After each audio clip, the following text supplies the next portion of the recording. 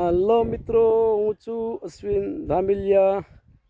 આજે મારે તમને વાત કરવી છે કે ભારતીય જનતા પાર્ટીના રાજમાં માણસની કિંમત કેટલી.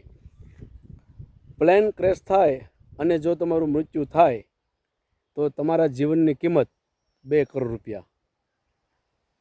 અને જો ટ્રેન દુર્ઘટના થાય અને એની અંદર જો તમારું મૃત્યુ થાય તો તમારા જીવનની કિંમત 5 લાખ રૂપિયા. અને ન કરે નારાયણ અને પુલ દુર્ઘટનામાં જો તમારું મૃત્યુ થાય, પુલ પડે અને એમાં જો તમારું મૃત્યુ થાય તો એની કિંમત 2 લાખ રૂપિયા.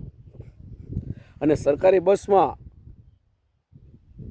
કોઈ એક્સિડન્ટ થયું હોય ને તમારું જો મૃત્યુ થયું હોય તો તમારા જીવનની કિંમત 1 લાખ રૂપિયા. જેમ જેમ નાના માણસો આવતા જાય એમ એના જીવનની કિંમત ઓછી થતી જાય. પ્લેનની અંદર કરોડપતિ બેહે એટલા માટે એના 2 કરોડ રૂપિયા.